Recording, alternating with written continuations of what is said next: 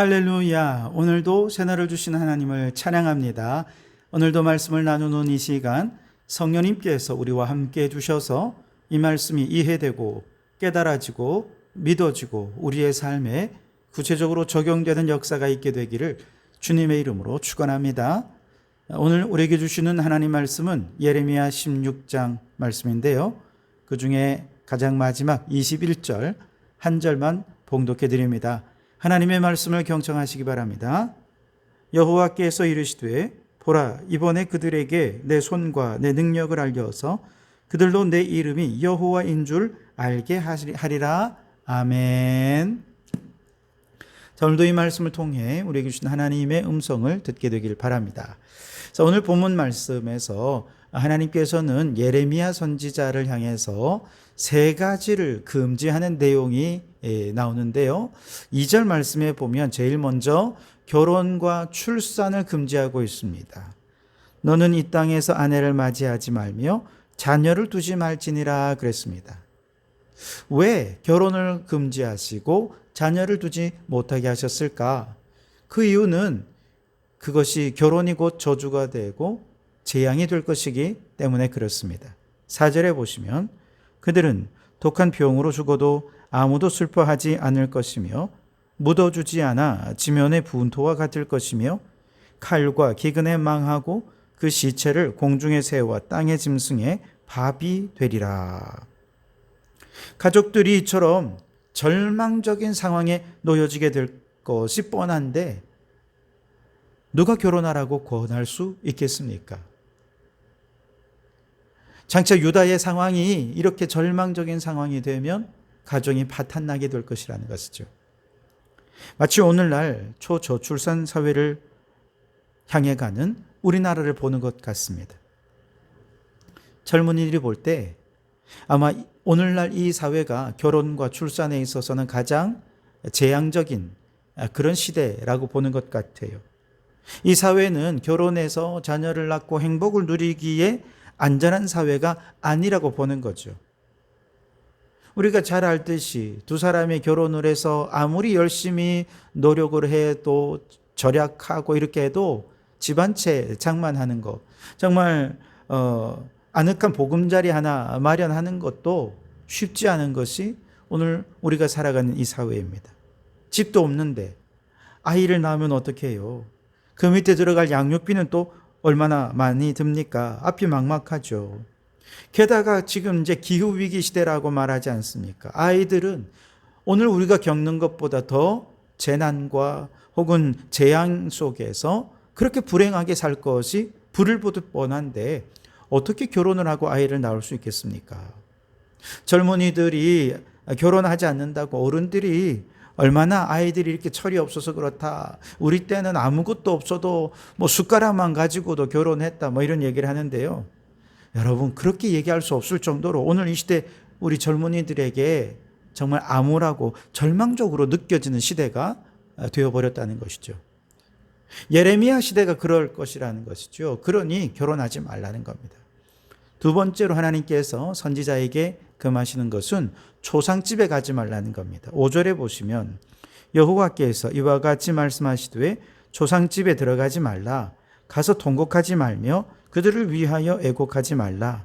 내가 이 백성에게서 나의 평강을 빼앗으며 인자와 사랑을 제함이라. 여호와의 말씀이니라.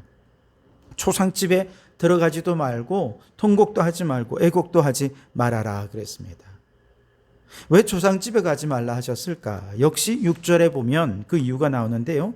큰 자든지 작은 자든지 이 땅에서 죽으리니 그들이 매장되지 못할 것이며 그들을 위하여 애곡하는 자도 없겠고 자기 몸을 베거나 머리털을 미는 자도 없을 것이라 그랬습니다.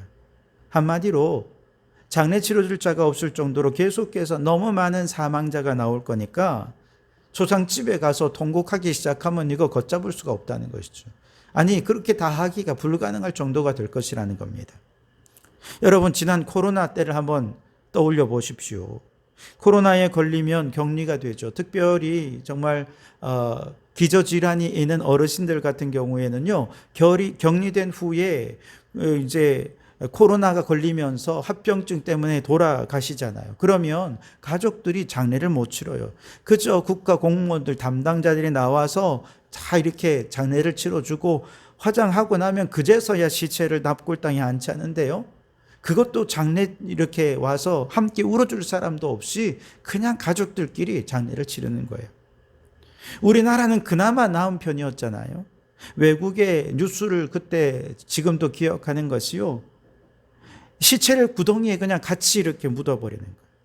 시체를 처리할 관이 모자라가지고 비닐봉지에 이렇게 둘둘둘둘 싸가지고 그냥 무덤에 대형 구덩이를 파서 묻어버리거나 화장을 시켜버리는 이런 일들이 비일비재했다는 것이죠. 그럼에도 누구도 가서 울어줄 수가 없는 상황이 된 거예요. 왜? 우리가 코로나 걸리면 나도 죽을 수 있으니까. 정말로 그 누구도 위로하는 자도 없고 울어줄 자도 없이 끝없이 사망자가 나오는 절망적인 상황, 그것이 지금 이스라엘 남유다의 모습이었던 것이죠. 세 번째로 하나님께서 선지자에게 금한 것은 잔치집에 가는 것 금해라 그랬습니다. 8절에 너는 잔치집에 들어가서 그들과 함께 앉아 먹거나 마시지 말라 그랬습니다. 왜 잔치집에 가지 말라 그랬을까? 9절에 만군의 여호와 이스라엘의 하나님께서 이와 같이 말씀하시니라. 보라, 기뻐하는 소리와 즐거워하는 소리와 신랑의 소리와 신부의 소리를 내가 내 목전 내 시대에 이곳에서 끊어지게 하리라 그랬습니다.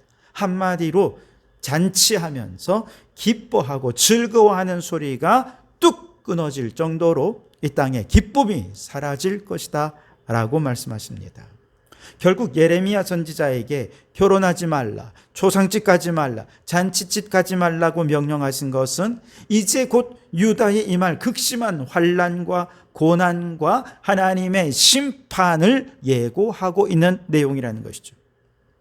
사실 사람이 결혼하고 죽는 것, 그리고 가서 함께 기뻐해 주고 위로해 주는 것, 이것은 동양의 어느 사회, 동양뿐만 동서양 어느 사회를 막론하고 사람들이 가장 중요하게 생각하는 일륜지 대사가 아닙니까? 그래서 여러분, 우리가 살아가는 이 사회가 경제만 돌아간다고 이 사회가 건강한 사회라 말할 수 없죠. 사람들이 서로 기쁨을 축하해주고 슬픔을 위로해주고 그러면서 사람들 사이에 정이 오가고 사랑이 오가고 그러면서 건강한 사회가 유지될 수 있는 것이에요. 어찌 보면 한 사회의 정치, 경제 같은 중요한 질서가 무너져서 아무리 사회가 혼란한다 하더라도 사람들 사이에 이런 정이 오가고 사랑이 오가는 관계가 유지될 수 있으면 그 사회는 다시 다 일어날 수 있습니다. 우리나라가 대표적인 사례잖아요.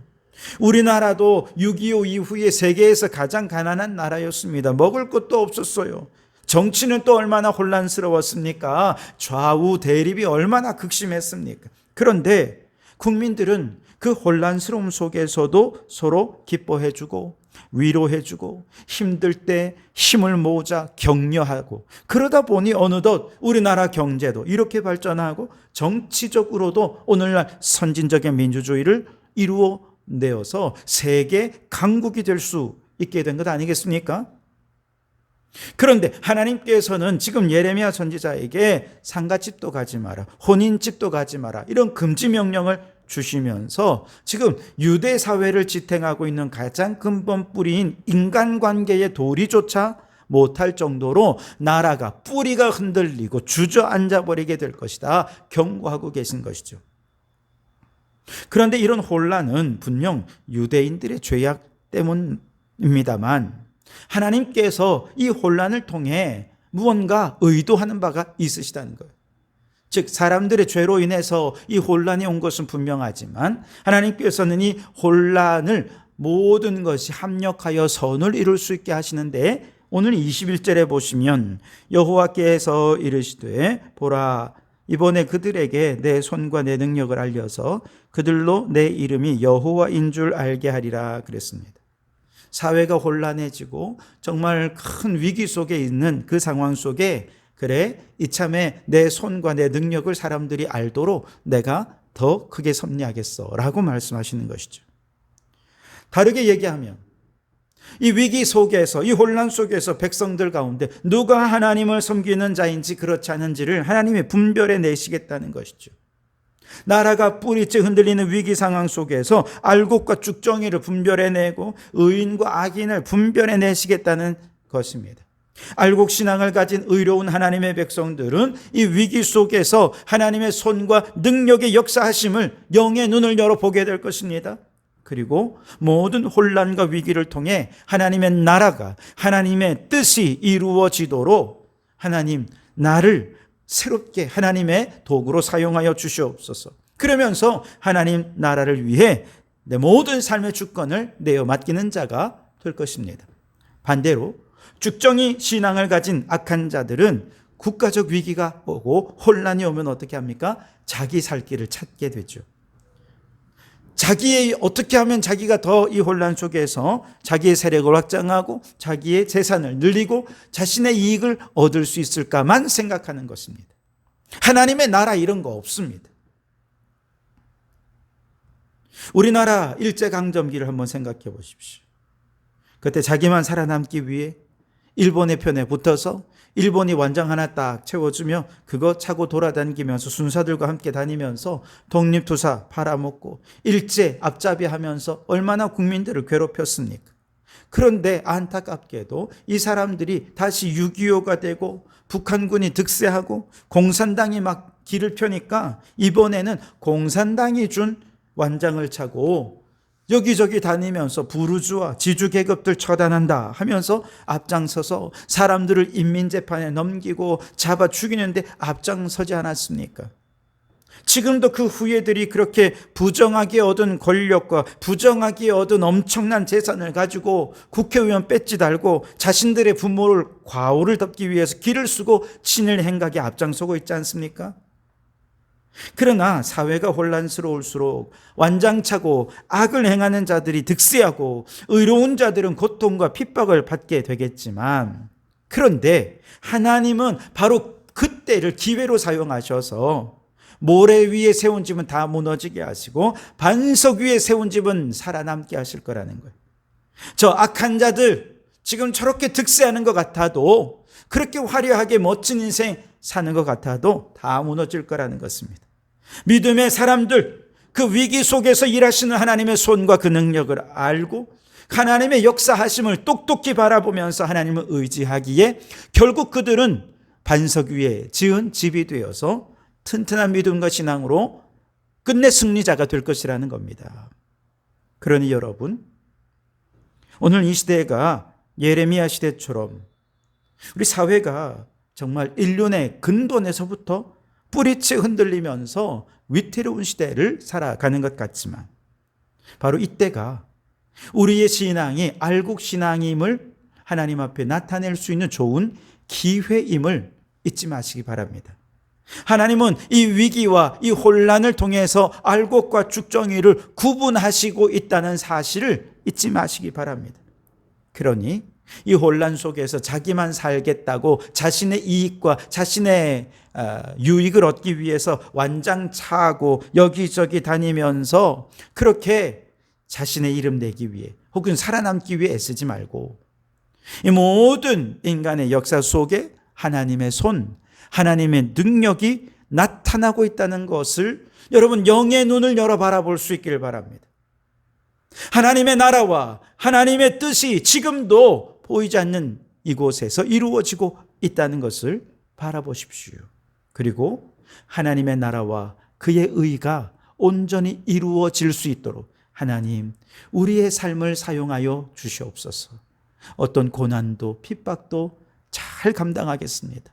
믿음으로 우리의 삶을 하나님께 맡겨서 주님 앞에 귀하게 쓰임받는 도구가 되시기를 주님의 이름으로 축원합니다.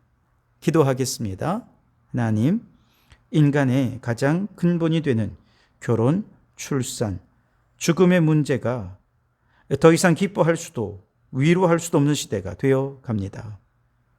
이 절망스러운 시대 속에서 나 혼자 살아날 궁리만 하고 사리사욕을 채우는 악한 자가 되지 않게 하옵소서.